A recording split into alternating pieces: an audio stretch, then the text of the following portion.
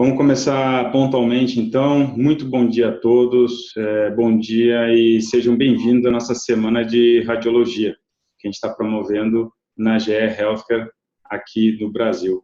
Eu sou o Rafael Palombini, para quem não me conhece, eu sou o CEO Latam da GE HeathCare. E eu estou muito feliz com essa semana, com essa iniciativa, com essa forma de conectar e a gente dar sequência numa série de conversas, debates, aprendizados que a gente faz em conjunto aqui. Nós desenvolvemos também vários conteúdos e webinars com temas relevantes, né, super relevantes para o setor da saúde e com acesso gratuito. Então, basicamente, é essa dinâmica que a gente vem trabalhando. Durante essa semana aqui tem vários webinars e aqui é um deles, né, que nós vamos trabalhar juntos aqui e estar juntos. Então, hoje a gente vai ter nessa sessão François Ferriat. Ele é o líder de soluções digitais, com foco na gestão de sucesso do cliente na GE HeathCare. Ele é baseado na França e nós vamos discutir aqui, e ele vai nos falar como combinar a inteligência de dados com a excelência operacional, a excelência clínica e o crescimento financeiro do departamento de radiologia. E como que essa combinação provê um atendimento de excelência, centrado no paciente, e que são esses dois pilares para elementos fundamentais de qualidade no cuidado do paciente, que é o nosso trabalho aqui na GE HeathCare. Vou falar aqui um pouquinho em inglês para introduzir o François. Hello, François. So glad that you are with us today. I hope you can hear us well. Can you introduce yourself, please? Great, thanks, Rafael, and thank you for switching to English. It's a little bit easier for me. So thank you for giving me the opportunity to talk today about what we do around analytics at GE HeathCare. As you were mentioning, I'm a digital solution leader for GE, and I'm based in Paris, in France. And for the last few years, I've been leading the delivery of what we call the Excellence Program in Europe. And so in the next minutes, I'm going to give you further explanation about what those programs are and how they may answer to the modern imaging department daily challenges. Thank you. Thank you so much for being with us. Eu desejo que vocês aproveitem bastante essa sessão. Vai ter, acho que uma dinâmica bem interessante e sucesso a todos nós aí nessa conversa. Eu vou passar aqui para o Leonardo Gross, que também vai se apresentar e vai dar a sequência aqui. Léo, com você. Obrigado, Rafael Palombini. É isso aí. O conteúdo está sensacional. Eu sou Leonardo Gross, líder de soluções digitais de serviços para a América Latina e host desse webinar series de hoje. Aliás, essa semana de radiologia, GE HeathCare está incrível. São ao todo 19 GE Webinar Series, mais de 30 vídeos exclusivos. Estamos com mais de 4.000 inscritos até o lançamento ontem, na Semana da Radiologia. Ainda dá tempo para vocês se inscreverem nos outros Webinar Series. Parabéns ao time da GE, que fez acontecer esse super relevante evento, 100% online, entregando excelente conteúdo com toda a segurança, certo? Pessoal, o certificado será enviado por e-mail após o evento. Bem, pessoal, sejam todos muito bem-vindos. Já vamos ter o François Ferriat, que fala diretamente da França.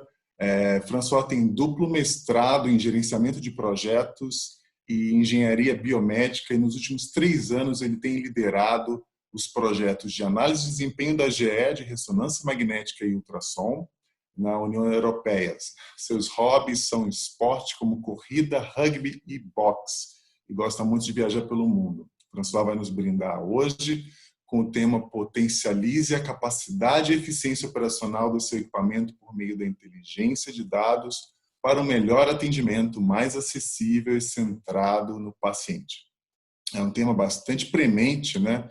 Especialmente nos tempos atuais. Esse webinar é para você que quer dinamizar o seu departamento de diagnóstico por imagem orientado por dados, independentemente da modalidade, seja ressonância, mamografia, ultrassom, não importa. Não importa se esses equipamentos são da GE ou de outras marcas. A gente vai falar sobre soluções diagnósticas, agnósticas combinada com o estado da arte em consultoria clínica e em análise de dados do nosso time de gestão do sucesso do cliente, para que você atinja seus objetivos de produtividade e, consequentemente, ofereça uma melhor experiência ao seu paciente. Certo? Bom, por favor, usem aqui esse botão QIA que vocês estão vendo aqui no visor. Está na barra inferior, como vocês podem ver aqui na tela. Por favor, tragam suas perguntas. Nós teremos o Noé Ioitiro, especialista de vendas e produto de ressonância magnética, como moderador dessa sessão e vai nos ajudar a endereçar suas perguntas ao François. Combinado? Noé, prazer em tê-lo aqui conosco. Bom dia, pessoal. Bom dia, Léo. Good morning, François. Um prazer estar aqui com vocês. E vamos alimentar esse de perguntas aí. É isso aí. Agora nós queremos saber dos seus desafios atuais. Responde para a gente. Qual é o principal desafio que a sua instituição enfrenta na medicina diagnóstica em relação à eficiência operacional, excelência clínica ou crescimento financeiro? Letra A, identificar e reduzir tempo de espera, backlog dos seus pacientes para realizar exames. B, padronizar, otimizar diferentes protocolos em diferentes unidades e equipamentos de diferentes fornecedores. C, se você acha que é reduzir o tempo da realização do exame até o recebimento do laudo, mantendo a qualidade do cuidado. D, identificar oportunidades de treinamento da equipe a partir do monitoramento do desempenho do departamento. Ou se você acha que são todas as anteriores. Para responder essa enquete é muito fácil. Ó. Clica aqui no poll, logo na barra inferior e responde lá, tá bom? Eu vou dar um tempinho para vocês responderem e logo em seguida eu mostro o resultado. Enquanto vocês respondem, eu vou compartilhar um vídeo incrível sobre como a gente vê o futuro da medicina diagnóstica daqui a alguns anos. Uma medicina muito mais proativa, preditiva, preventiva e ativada por dados. Confiram. O mundo muda, mas algumas coisas nunca mudam. Momentos difíceis podem fazer o tempo parar. Mas o amor pode fazer uma vida passar num piscar de olhos. E você disse que algum dia eu entenderia isso. Aí eu pisquei. E você se foi.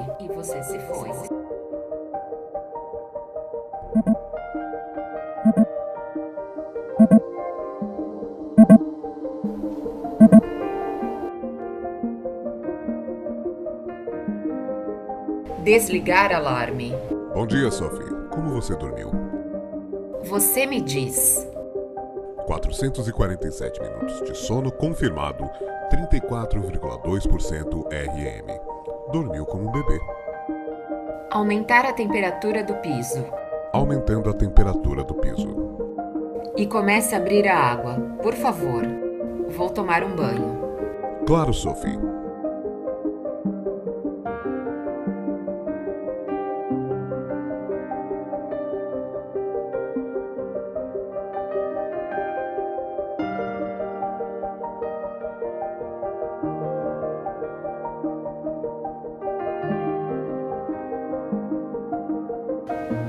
Mamãe, adivinhe, é uma menina.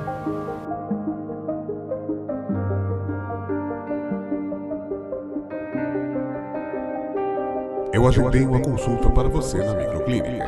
Seu histórico médico completo e os resultados do autoexame dessa manhã foram enviados ao seu médico de cuidados primários, notificado de sua consulta.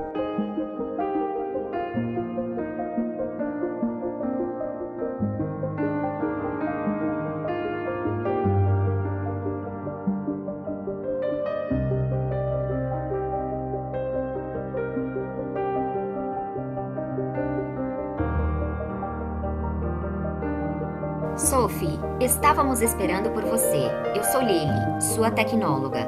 Deixe-me mostrar sua cápsula pessoal. onde começo?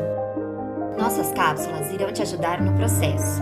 Elas são equipadas com sensores. Eu lembro de você me dizendo como você iria. Cantava para mim antes de eu nascer. Tudo vai ficar bem. Antes de fazermos mais testes, examinaremos os resultados do seu autoexame. Mas primeiro, vamos dar a você a atmosfera sensorial que você solicitou. Que você estava convencida que eu teria um gosto musical bom. Suba no scanner e relaxe o corpo.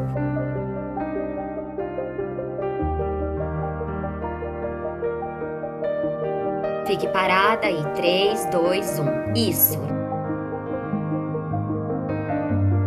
Levante o braço acima da cabeça. Permaneça imóvel e 3, 2, 1. Bom. Como um simples pensamento em mim foi o suficiente para que o amor se tornasse mais forte do que qualquer coisa que você já conheceu. As coisas invisíveis que nos consomem, amor, o medo de lidar com isso, para mim é diferente hoje. Você está ótima. Tudo bem, agora você só vai se deitar para mim. Enfrentando exatamente a mesma coisa que tirou você de mim, você me disse uma vez que podemos olhar tão profundamente em nós mesmos que perdemos o que é mais importante. Então, receio que a ressonância magnética mostre uma lesão suspeita na mama esquerda. Com base nas aparências e resultados do aplicativo de inteligência artificial, a probabilidade de ser maligno é alta. Essa é a notícia não tão boa. A boa notícia é que a pegamos cedo e... Eu tenho pensado nisso ultimamente, mas agora vejo algo que era mais difícil para você ver na época. Vamos ver nossos próximos passos. Esperança, no mundo que me rodeia e nas pessoas que estão aqui para me guiar. Você me disse que era algo que eu encontraria quando mais precisasse. E eu tenho.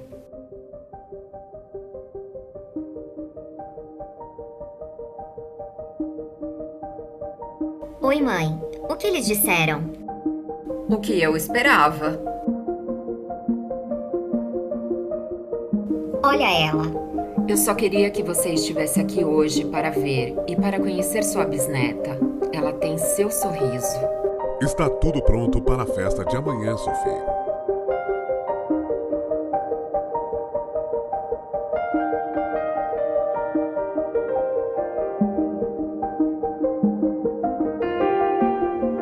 A GE acredita no poder das tecnologias emergentes para aprimorar a saúde de precisão e transformar o cuidado ao paciente.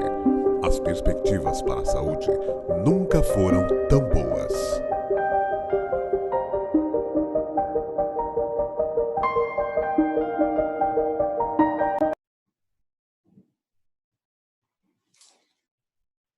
Bom, pessoal, vamos aqui ao resultado da nossa enquete.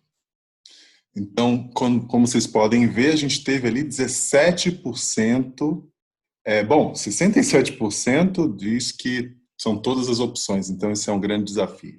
16% agora, reduzir o tempo da realização do exame até o recebimento do laudo, mantendo a qualidade do cuidado. Então, esse é um grande desafio e vamos ter oportunidade bastante para comentar. Agora vamos lá. Hi, François. So, François, can you hear me? Yeah. So, we know digital technologies can play a powerful role in improving the health of people worldwide, but it can also play a powerful role in the financial health of healthcare companies, right? So that's what we'll be talking about. We are excited to hear from you how we can shine a bright light on diagnostic radiology performance, how our customer can benefit from GE's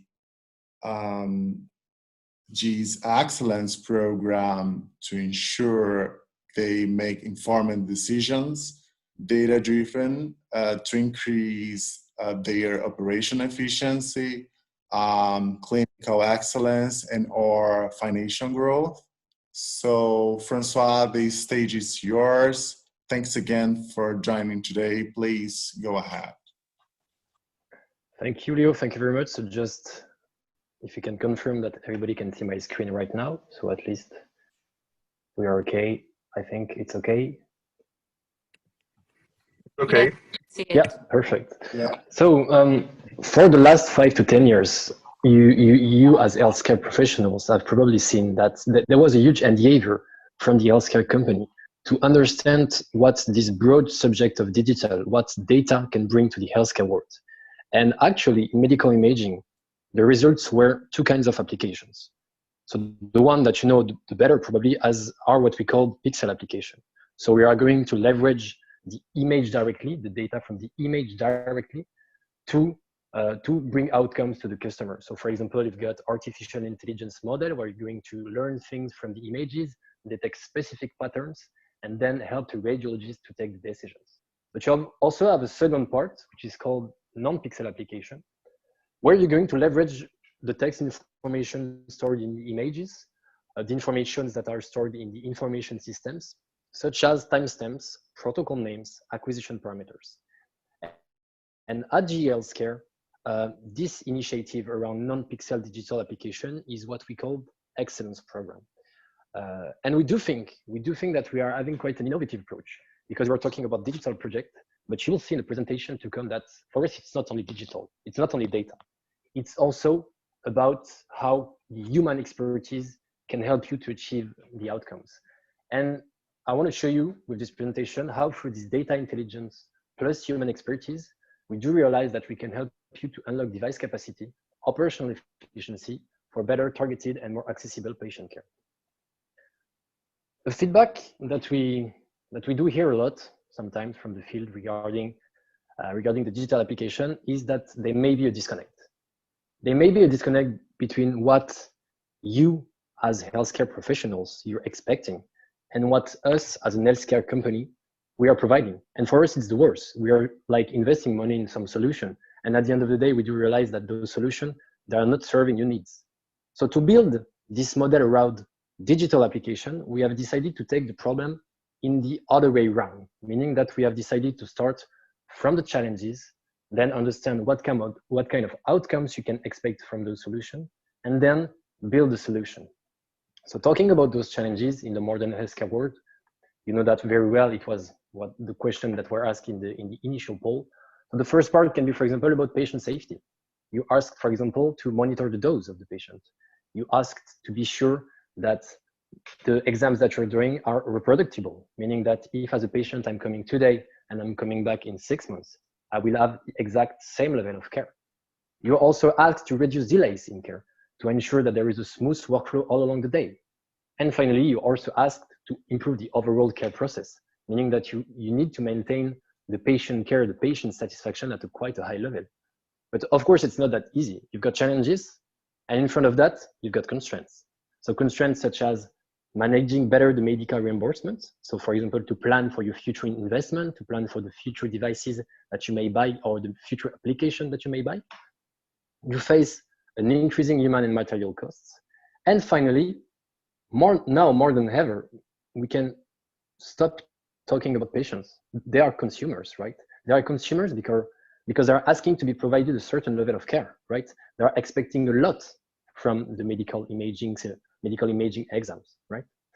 And if we convert these challenges into outcomes, this is the things that we've been hearing from the ground. Okay, so coming back to medical imaging, to answer to those challenges, this is the outcomes that we hear the most. So, for example, doing more exams per day, so having a bigger number of slots, without, of course, moving the opening hours because it requires more staff.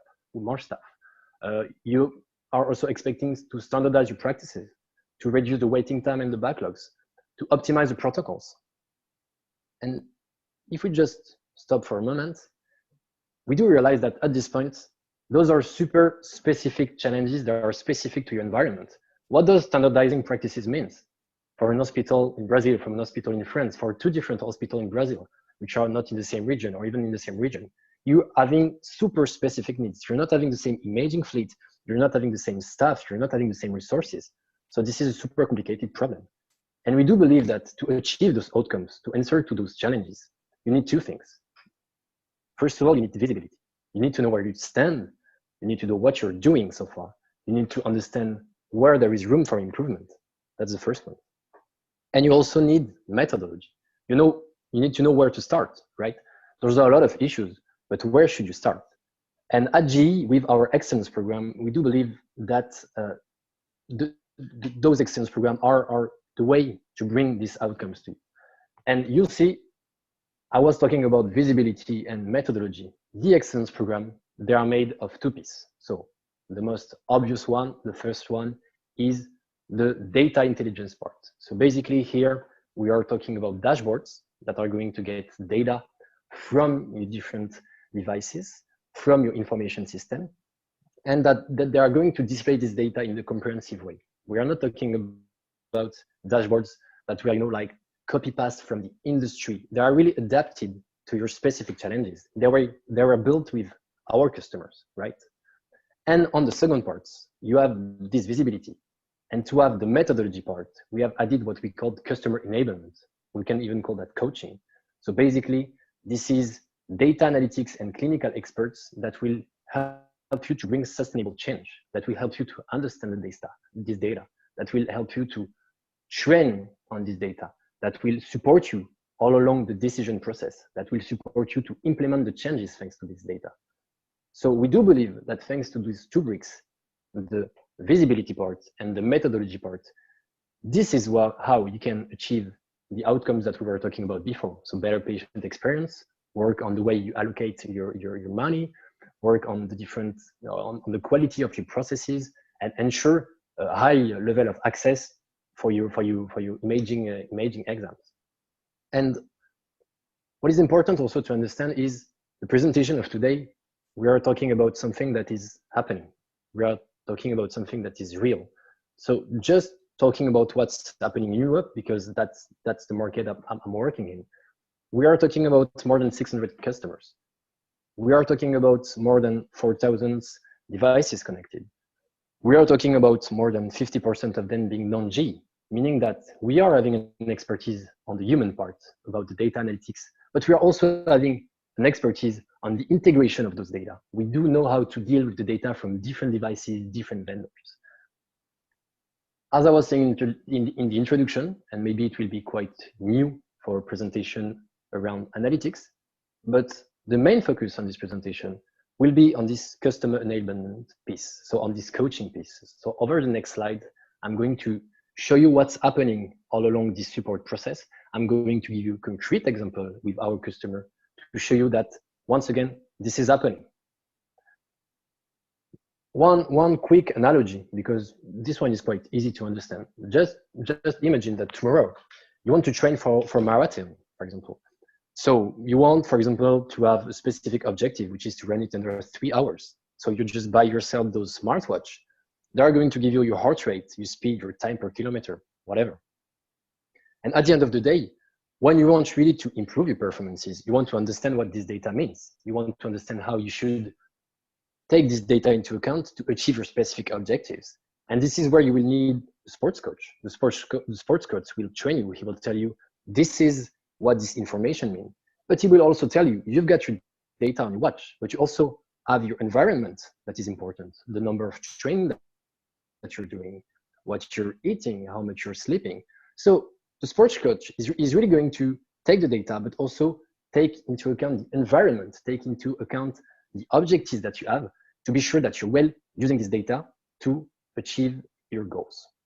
So now coming back to medical imaging, why for us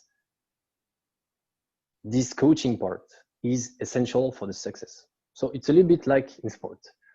The truth is, you hear about data a lot in every field, okay? But the journey between the data to the outcomes, from the data to the outcomes, it's quite long. It's quite long. To get insights from the data, you need to have analytical skills. You need to have a knowledge of the environment.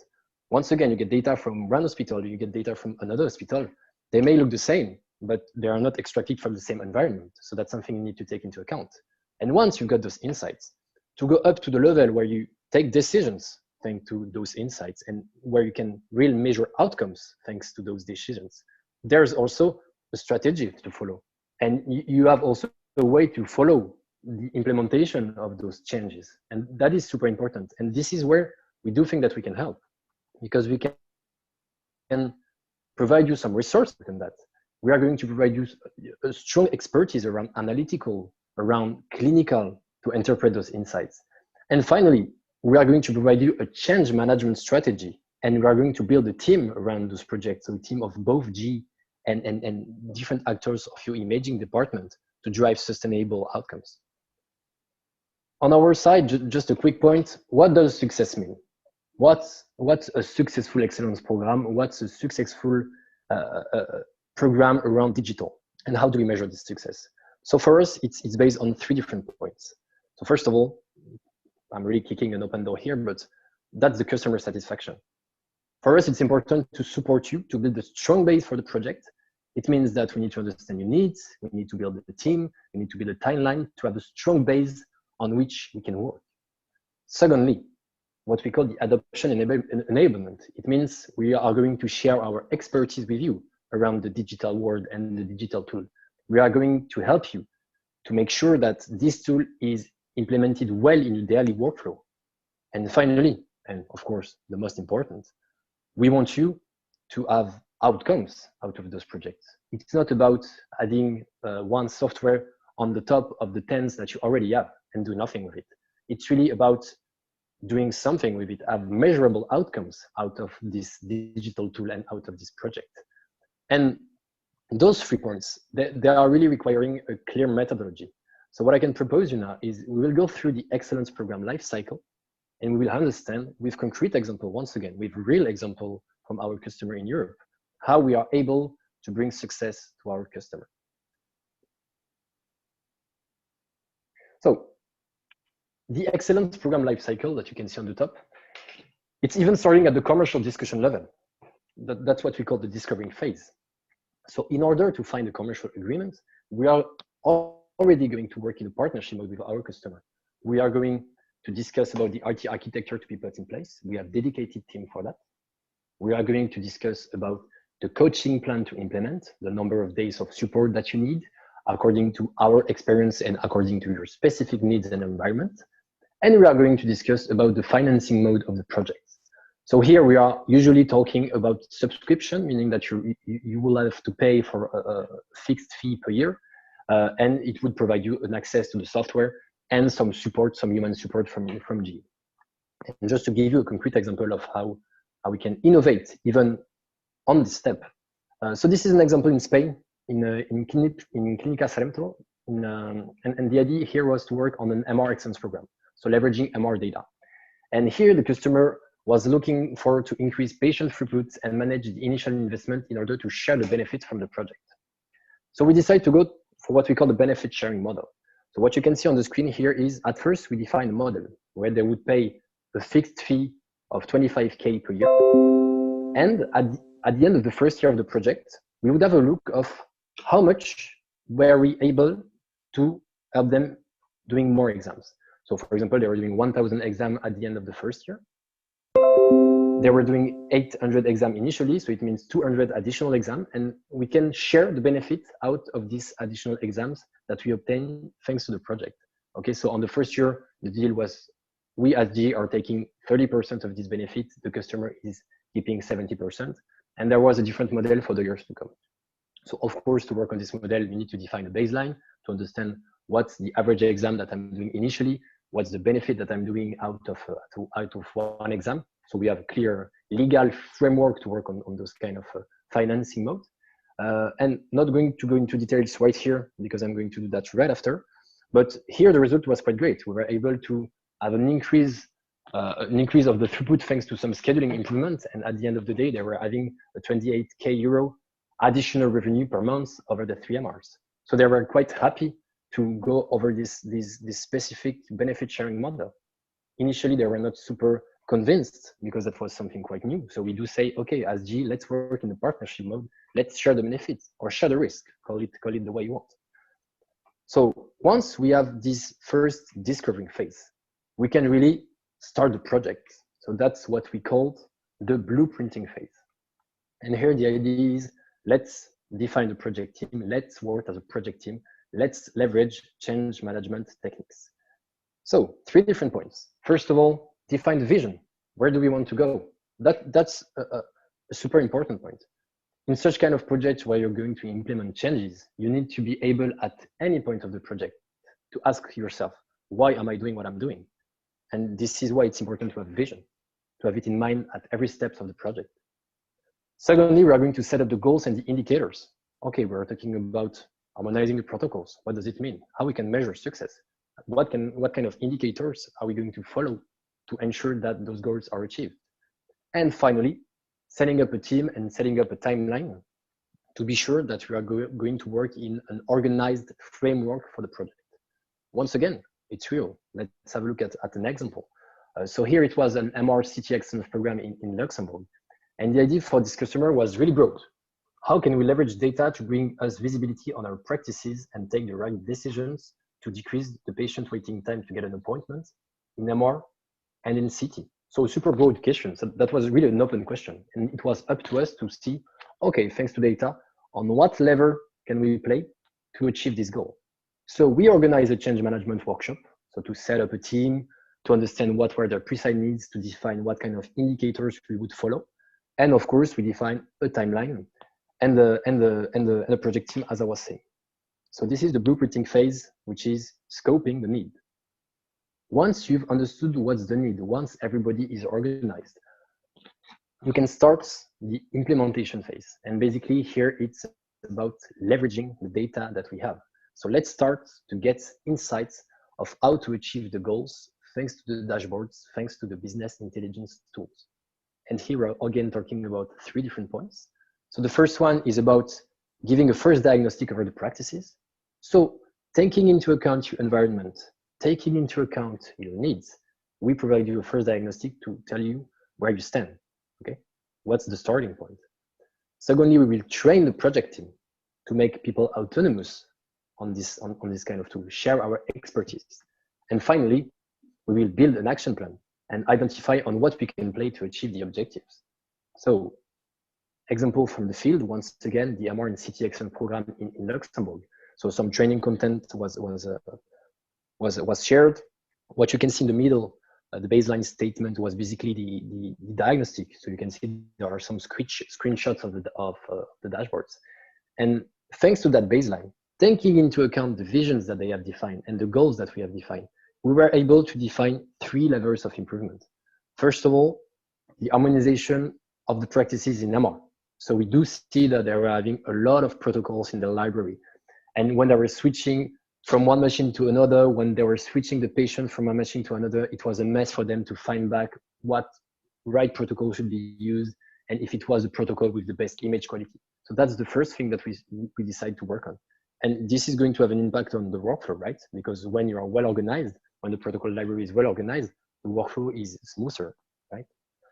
On the second point, we do see that they were having some variability in MR regarding the scheduling. So doing comparison between the time they were scheduling and the time they were performing, so the time that we measure thanks to the data, we see that sometimes they were a little bit over scheduling, meaning that the time was 20 minutes and the exams was lasting 12 minutes. So is there something that we can do about that? And finally, in CT, we were as well working on the scheduling improvement. And at some point of the day, we do see that they were having, gaps of activity. So could we investigate that? Could we try to understand the root causes of that to improve the throughput, to increase the throughput, and at the end of the day, decrease the waiting time to get an appointment in MR and CT, which is the goal of the project that was defined in the blueprinting phase. So now comes the most important part. Let's act. Let's implement changes, and let's follow them closely. Let's start to leverage all the expertise that we have in the project team to make those changes a success. So the idea here was, first of all, to do close follow-up of the impact of the changes thanks to the digital tool and the project team feedback. Secondly, to engage the right resources that we need to achieve those goals. So clinical expert from GE. If we are talking about harmonizing the practices, we need some radiologists. On your side, that are going to define the golden rule about image quality, for example. And finally, of course, organize regular touch points to see how close we are from our goals and what kind of decision we can take to get closer to them. And taking the example from Luxembourg again. So working hand in hand with our GE clinical resources, working hand in hand with their radiologists, we were able to split by 2 in the number of protocols, right? So we have a seat with radiologists from different anatomies, and we decide what protocol we can keep. Secondly, working on the scheduling in MR, we optimize the practices in cervical spine, lumbar spine, and knee, which were the most practiced procedures, and we were able to decrease the schedule duration and then to open new slots. And in CT, we do quite the same by working on the lumbar spine, sinus, and head exams and decreasing the schedule duration for them. And at the end of the day, it was helping us to open new slots as well. But the thing is, it was really a step-by-step work, with different iteration. You take a decision, you measure what's the impact thanks to the dashboard, and you have an internal discussion with the project team to understand, is the change accepted by the people in the field? Because that's the most important, right? What I can propose you now, and I hope it will work a little bit better than what Leo was sharing before, is to have a look at a video to get a full overview of how successful an excellence program can be. So that's a 2-minute customer testimonial video. And I hope you will understand how important it is to work with a methodology and as a team to achieve those sustainable outcomes.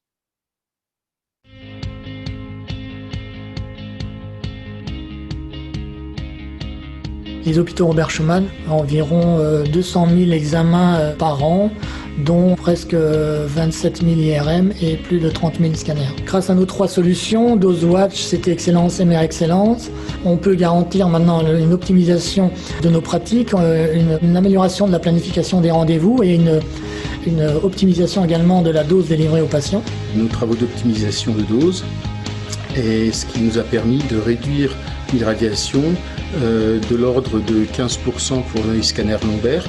Grâce au programme CT Excellence, nous avons pu réduire les temps d'attente pour obtenir un examen au scanner de 1 semaine. Nous avons augmenté ces examens à hauteur de 60 examens par semaine. Nous avons pu réduire sur notre site Hôpital Kirchberg les délais d'attente d'IRM de 3 semaines, ce qui est vraiment extraordinaire. De pouvoir être au plus juste dans les temps rendez-vous et le durée réelle d'examen, ça nous a permis à l'issue de gagner jusqu'à 11% de temps machine. Donc on est vraiment en win-win avec les équipes de GE qui sont toujours derrière nous, on les challenge, ils nous challengent un peu, on trouve toujours le temps pour converser, pour améliorer. Être le contact privilégié pour les équipes de Paolo sur les différents projets, c'est les accompagner dans les prises de décision, dans les analyses qu'ils ont besoin de fournir pour tous les changements implémentés et également objectiver ces données avec un regard extérieur. Effectivement, l'expertise apportée par GE et la pertinence des dashboards et des données sur lesquelles on travaille nous a permis de relever les premiers défis et d'implémenter des solutions durables dans notre service. C'est quelque chose de très passionnant, ça motive mes équipes, ça sort du quotidien et ça permet d'optimiser notre façon de travailler de tous les jours.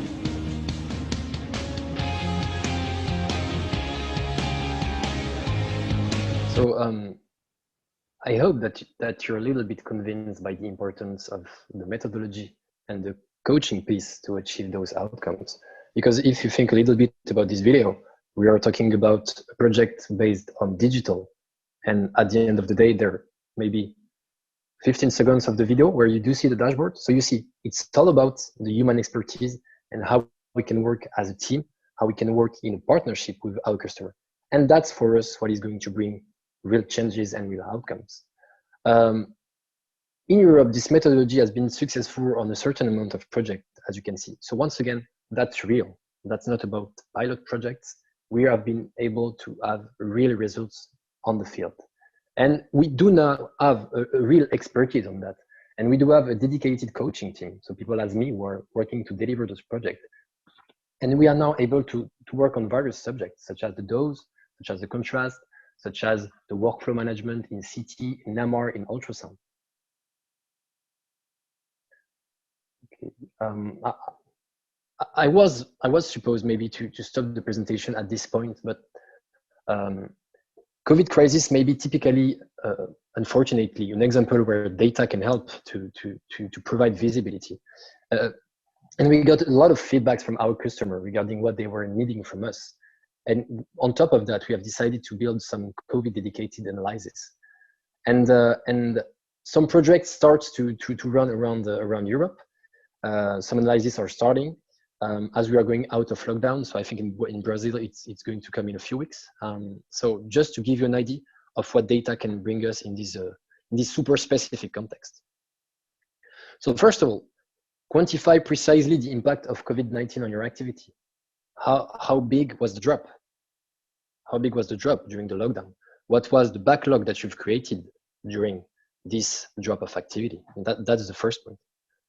The second one is more about maybe how to comply with the new rules. You may have a revolution now in medical imaging and in all the hospital, because all the care pathway that will change, because you will need to deal with the fact that some patients may be COVID infected, and so you need to take decisions about that. And specifically in medical imaging, we are talking, for example, about managing the inter-patient time to be sure that it's big enough for the technologists, for example, to work on the disinfection procedures and to be sure that the machine is fully disinfected between 2 exams. That's also somewhere where we can leverage a business intelligence tool, because you are able to create notification system to understand where this time is not enough to comply with the new sanitization rule, for example. So that's also an application. Thirdly, how you can prioritize the exam type to schedule based on the backlog mix, meaning that in this specific example, you see this customer, they have been losing a lot of onco activity during the lockdown, and now they want to know how many slots of oncology they need to plan to recover. And of course, they may need then technologists or specific staff or radiologists that are able to deal with those oncology exams. So that's also an example. And finally, and this one is a little bit more advanced, define a recovery strategy. And so, okay, I'm having a huge backlog that has been created during the lockdown.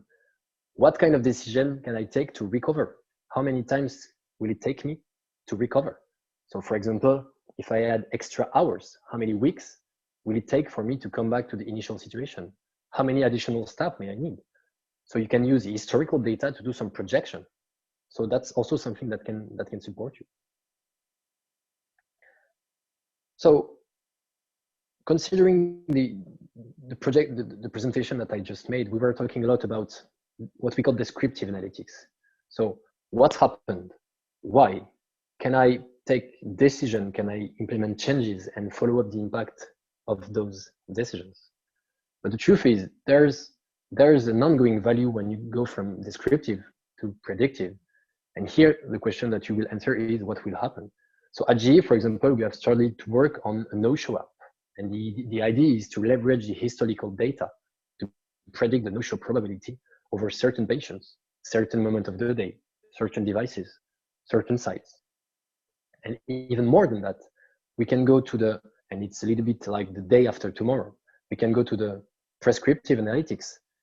What should I do? The patient is calling me for an appointment. How do I immediately know where to schedule this appointment, depending on my devices fleet, on my staff, to be sure that this will be done on the most optimized machine with the best image quality and with the lowest waiting time possible.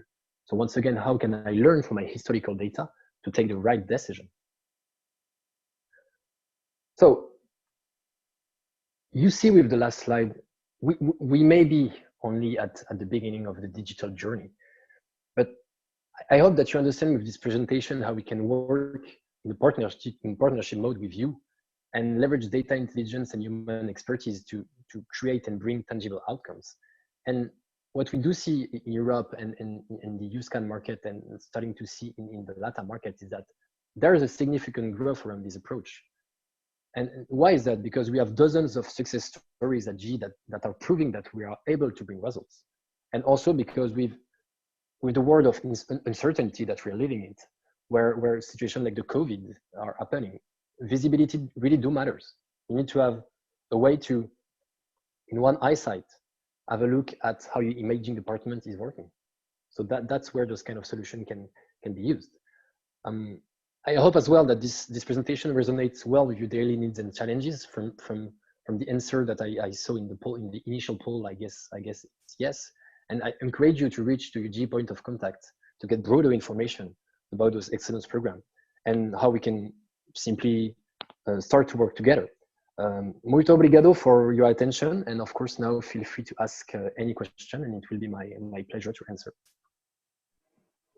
Really good, really good. So combining data intelligence and human expertise is GE's answer. Really love that. So precision, as you mentioned, Francois, precision diagnostics aim at bringing better, targeted, and more individualized patient care. This is a huge impact in the people's lives. And today, Francois brought us, based on his own experience, very interesting success stories, such as Spain and Luxembourg cases, which had real results that positively impact the overall institutions, but also the patient. This was all possible thanks to Imaging Insights, one of GE HealthCare's Edson applications, which provides comprehensive, actionable insights across medical imaging modalities, MR, CT, X-ray, ultrasound, etc., and multiple vendors by merging data from the machines and the risks. Thanks, Francois. So now I invite Noé to lead the Q&A session. So please, Noé, go ahead and let us know what are the questions come from the audience. Okay. Okay. So thank you, Francois, for the clear presentation. It resonates a lot with our needs, I think. We already have 2 questions. The first one coming from our CEO, Rafael Palombini. He would like to know what are the requisites, what are the needs for implementing this kind of projects in a healthcare institution. And we know that IT infrastructure is a key part to a successful implementation. Maybe we can learn and value more that now that we have this crisis of COVID. But if you can share with us what are the needs for working with these solutions. Yeah, if I can expand on this, thank you. Like I am a manager or a person from a clinic or a hospital, and I do want to start in this journey, right, that you described it. I need to capture this productivity. I need to focus on patient outcome and so on. So what would be the prerequisites for me to start in this journey? Like step 1, 2, 3, I think you showed like very clear the way to do that, but is there any requirement to start, like technically speaking, mindset, any advice on the clinics and hospital wanting to go in this journey that you recommend? Thanks. So yeah, thanks for the question, Rafael. So we do spend a lot of time on the human expertise parts. That's true. So you do understand. So that on this side, there's no specific requirement, because the idea of this human expertise is to scope the need. So this is a part of the project to take into account your environment. On the data intelligence piece, we are talking about something that is running on virtual machines. So you just need some servers on which our team actually are going to install the solution. And what is important also, I mentioned it at some point, we are talking about a 10 years experience about connecting the devices, integrating the data, injecting the data into the dashboard. So this is now, I would say, footprint 3, if it's the word, meaning that this is integrated in the hospital ecosystem, and this is not something that is going to create problem of bandwidth or whatever.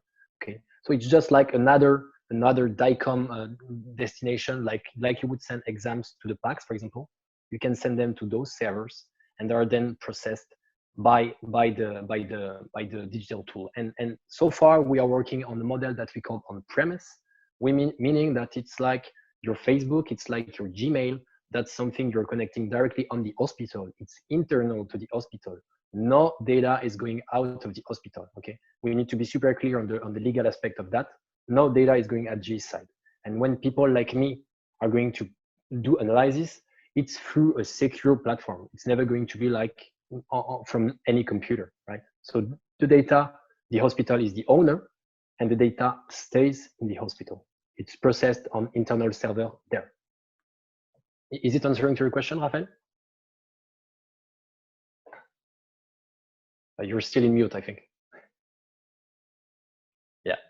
Sorry, yeah, I think we had an idea on how to really start the first steps on this journey. So thank you. Because I think it's like, there should be no doubt on how this effectiveness is needed in the healthcare sector, right? I think COVID has accelerated a lot, but no doubt that this is a journey with there's no turning back, right? We just have to follow that, in my mind. Thank you. Thank you.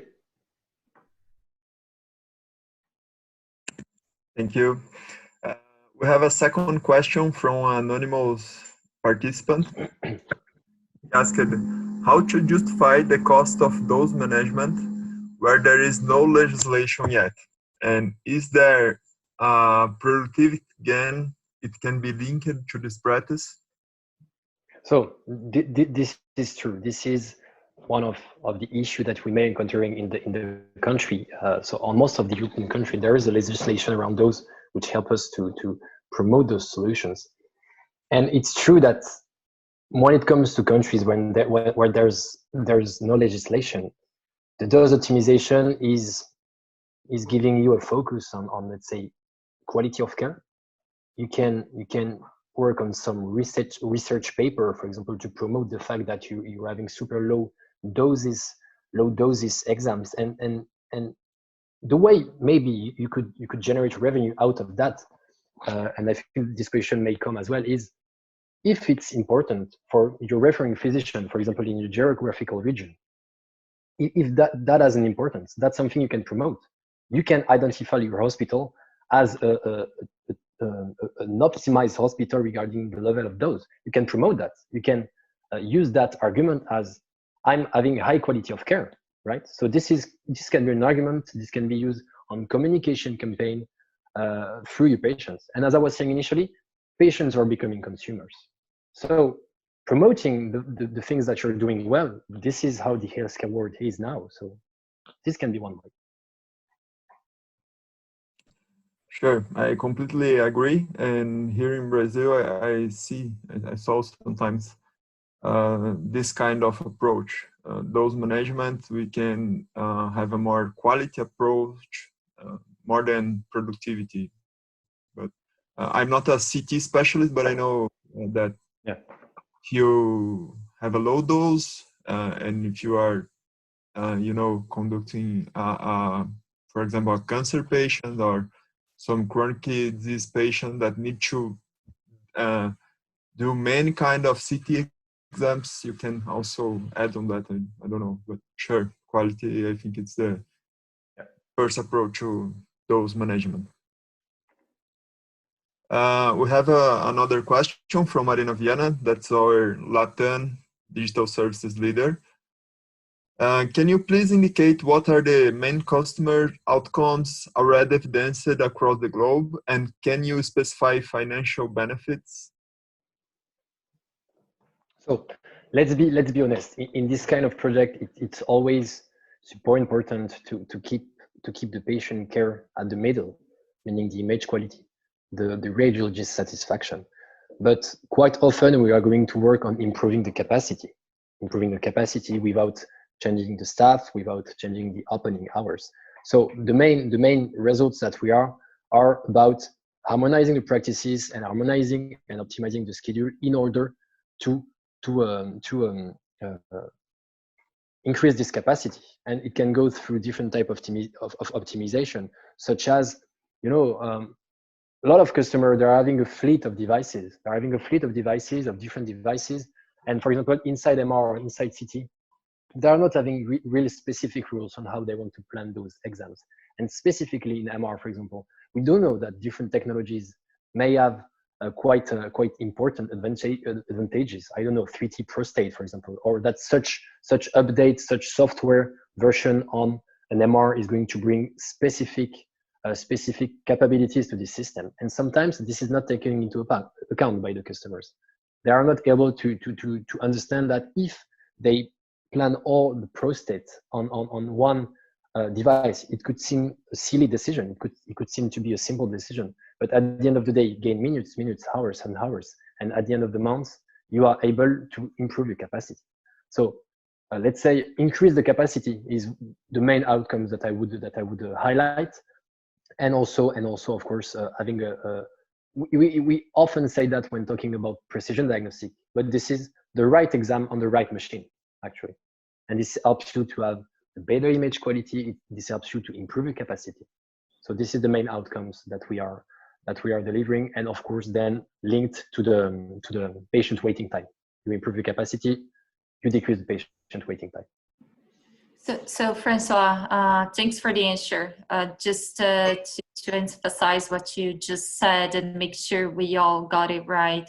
So you're saying first steps to make sure that we meet the patient need, but as a consequence that it always happens is we drive productivity to the sites, and in consequence a very positive financial benefit. Is that a fair statement? Indeed. So start on harmonizing the practices, and once you know that when the patient is on the table, everything is optimized, you can start to unzoom and work on the scheduling. But the base is the patient care, and then once that it's optimized, you can start to, in some words, play with your scheduling rules, with the way you're using your coils in MR, for example, with the way you're using your ultrasound devices and managing them. So yeah, that's it. That's the way we. So we're gonna have like a protocol time saving, and then a scheduling saving, and so on. Exactly. That's the way we usually deliver the project, right? And just to answer to your second part of the question, Marina, there's then always a financial benefits linked to that, indeed. So that's not usually what we are promoting at first, but yeah, the improvement of capacity can help you to justify the investment in a new machine, for example, or also simply, we are success stories that are proving that we can generate revenue thanks to those projects. So you can even promote that to have those excellence programs at your site, because at the end of the year, they're not going to cost you anything. They're not going to cost you anything because you improve your capacity, and the benefit that you made out of it is going to finance itself, the tool, right? Hey, can I, is there an order of questions, Noé? Or can I? We have one more from the audience. I would like to add from the Marina question, but please. Go ahead. Oh. Just adding to the last question, you mentioned during your presentation a goal-oriented teams, and I would like to know how that can converge towards a win-win approach for monetization together with our customers. And if you believe that this can open up us to a new business model, maybe a risk sharing with some of our customers, if you have an experience on that from your. Indeed. So we have, to be honest, a small experience of that because it's quite a new model. So there's mainly the example that I give you about Spain, but so everything is made in those excellence programs to be really adapted to the world of healthcare and working in subscription mode. That's the most important point, because it means that you're going to subscribe to those offers whenever you need it. And if at the end of 1 year you do not need it anymore, you can stop. You can only keep, for example, the access to the business intelligence tool. But you can really customize the offer that you need. This is also working very well with the COVID situation, for example. One day to another, you may need analytics. Let's subscribe to our offer because due to the COVID, you may need it. So this is the first financing mode that we're using. Subscription by itself is quite flexible. And also, yeah, the benefit sharing model, we are thinking about it more and more, presenting more and more to the customer. And as you're saying, this is a win-win approach. You do improve your capacity, you do achieve your objectives, you're going to be satisfied. And on our side, we are able to create proof points, to create success stories around what we're doing. So it really, creates a great dynamism around those projects. So yeah, for us, that's partially the future for this kind of approach and offers. Okay, perfect. I think during your answer, you also answered the other question for the audience. That is, how long would you need to keep an excellence program to continue to improve on those related patient care? Is there a ramp up period, or it's permanent consultants you consider? I think you. That's clear. So no, and the question is clear. I would add one point still. That's something that I didn't maybe highlight it a lot in the presentation, but one of the most important point as well with these continuous improvement projects is to understand that at the end of the first year, even if there's no more consultancy from GE, the project is still ongoing. And what I mean by that is when we are closing the project, when we are closing our support, the GE support, we are going to give tools to the customer to make sure that the change is going to last. And usually what we do, we set up a project team for the first year, for example, and then for the years to come, we advise them to create some operational mechanism. So talking about those, most of the customers that we have, once the dose excellence program was finished, for the years to come, they still have the dose team. They still have their monthly meeting about reviewing the dose. And they're able to do that because they were achieving results on the first year. And because most importantly, on this first year, we shared our expertise. They are now autonomous. They know how to use the digital tool and they like it, they believe in it. And this is now their expertise. This is not anymore our expertise, right? Rafael, please, if you feel free to ask. Yeah, no, Francois, I'd like to check if you agree with thinking here. So let's assume that, again, I am in a clinic or hospital and I manage a department or whatever is my position, and I don't feel that I have lack of capacity, meaning I'm okay, I am able to cope with the existing demand. And then I think, because I am coping with the demand, that I don't need to focus on productivity.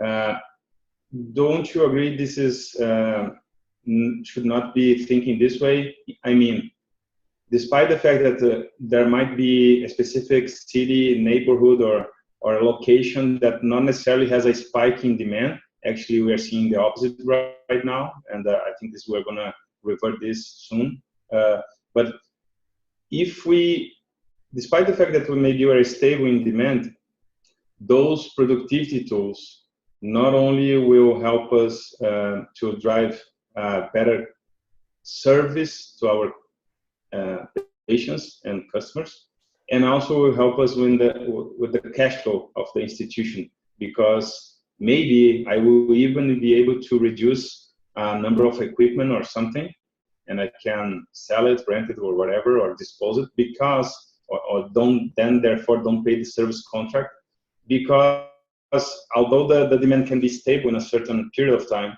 I have the opportunity to reduce waste and therefore improve service and improve cash flow. Would you agree with this thinking? You're fully into it. So the example that you're taking, actually we've encountered it in ultrasound. Ultrasound is quite a specific modality, because how many hospitals can you go to when they're quite big and just find one person who knows how many ultrasound devices there is in the hospital? That's quite a complicated matter. It can seem simple, but that's a complicated matter. So fleet management is super important, indeed, to know if you're using your devices at best. And on the opposite, you can also justify that you need to do an additional investment. You're having one MR. For some reason, you're having a lack of capacity. You're doing at your best. You can also justify that you have a certain amount of exams to do and that you're not able to do them. You can justify and understand what kind of machine you need, because you know you exam mix. You know that you're doing a certain amount of neuro exam and MSK exam. You know that a specific MR devices is great at doing those exams. So you are able to say, okay, today I'm doing 20 minutes for my MSK exam. If I invest in this specific machine that is doing 15 or 10 minutes, I'm going to open new capacity. So it can be also the other example. But you're right, this could be taken in the two directions. Right. Thank you. Great. We have one more question from the audience, anonymous attendee. How does GE access multi-vendor data and consult on multi-vendor? So, question, super interesting question. It would have been weird if it wasn't coming out. So an answer in two parts. So first of all, how do we deal with the data? So talking about modality here, we are talking about a 10 years expertise of integrating the data. So we do have specific teams at GE who are working on their daily job to inject the data into the dashboards, to read the data, okay, to understand in specific vendors where is the data stored. And most importantly, just talking about modalities here. You know, modalities are using DICOM format for the images, which is quite a harmonized one. And in the DICOM headers, most of the information is stored the same way for different vendors. And for the small variability that may exist, we do have dedicated teams that can work on that. That's the first part of the answer. Second part is about the consultancy part, and that's also a great question. Indeed, we are providing GE clinical experts that can help you to work on GE devices, and at some point, our expertise is blocked if we are going to see improvement opportunities on other vendors' devices. So this is where we are going to give you, let's say, advices on what we see, on what may be improved. But we will rely on you, and for example, that's something we're doing on those, to even in the project team have a clinical education specialist from the other company, because we're going to highlight the variability thanks to the data, and he will be the one expert to implement the change. And so this is where we do need our partners, we do need our customers to really think about the people they want to employ in the project team. And we can work with other companies in this project team. That's not a problem. We're just here to raise the points when it comes to other vendors, to raise the points, to show what may be the improvement. And then it's from the customer sponsor to deal with implementing the changes on those specific other vendors' devices. Great, thank you. We have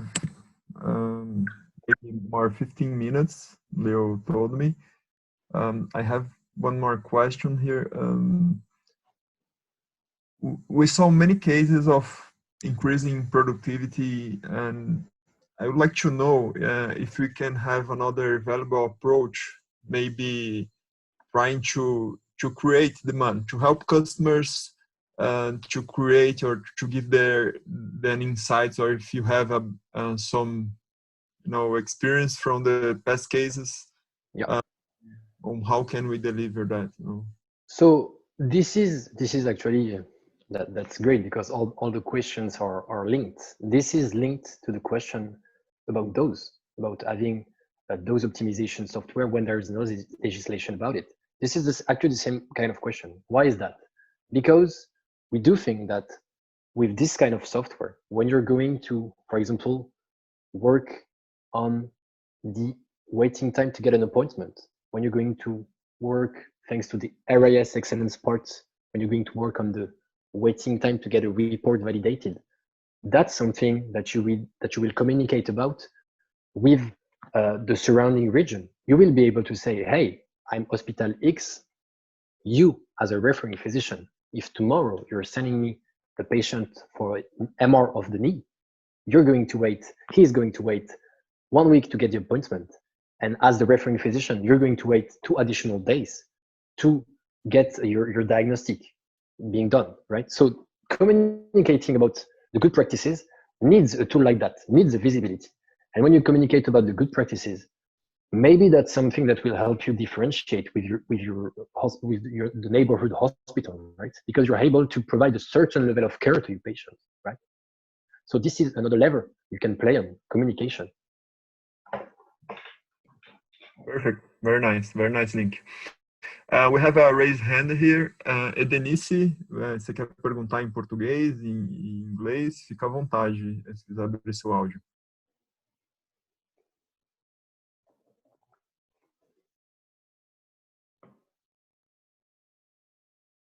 Edenice, nos ouve?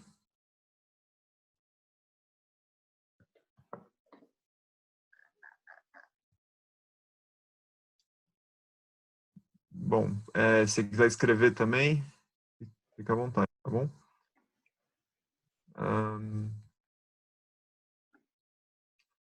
Well, I will wait a little, and during that, maybe the last question from our part.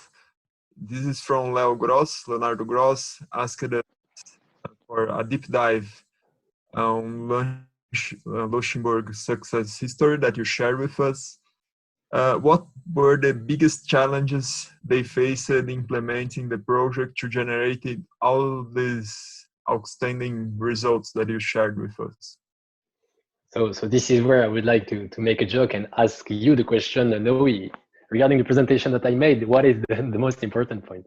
No, just joking here. But you remember at the beginning of the presentation, I was telling you it's important to get a vision.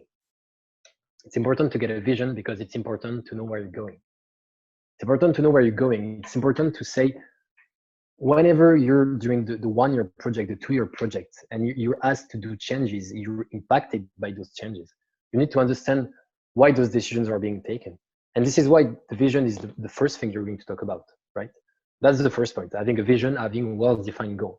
Because if you're taking decision without really knowing where you are going to go, that's never accepted by anybody on the field.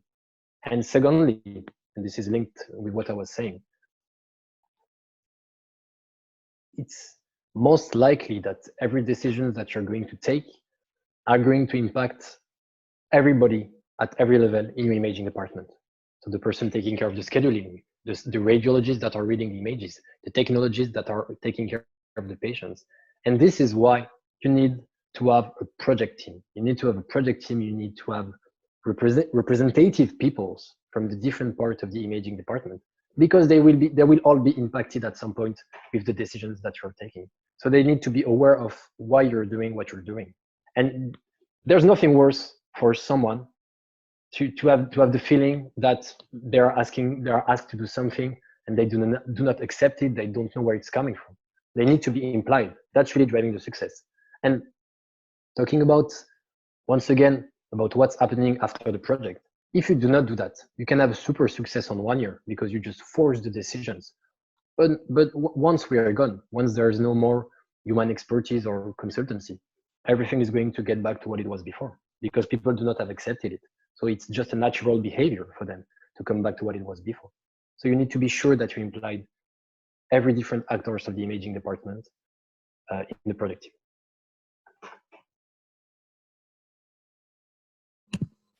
Sure. Leo, I don't know if we have more time or if we should finish now. What do you think? I think we have time for one more question if you have. Yes, I have many. But last question, we have finished. Perfect. Right. The last one, maybe. As long as health systems are able to generate thousands and thousands of data from exams, patient records, workflow. If you, Francois, were the head of a healthcare institution, based on your experience from 400 customers, 4,000 devices, multi-vendor approaches, what would be your #1 priority to focus on data analysis? And to close all the remarks. Yeah. So once again, we'll be linked with another question that Marina was asking before. Mm-hmm. And this will be really a simple answer, but okay, we need to remember what medical imaging is about. Medical imaging is about acquiring images. This is the starting point of all this, right? So for every improvement project that you're going to bring, whatever the size of the sites, whatever the number of devices, before talking about super complicated improvements about scheduling, the patient care pathway, the waiting rooms, you need to start from the basis.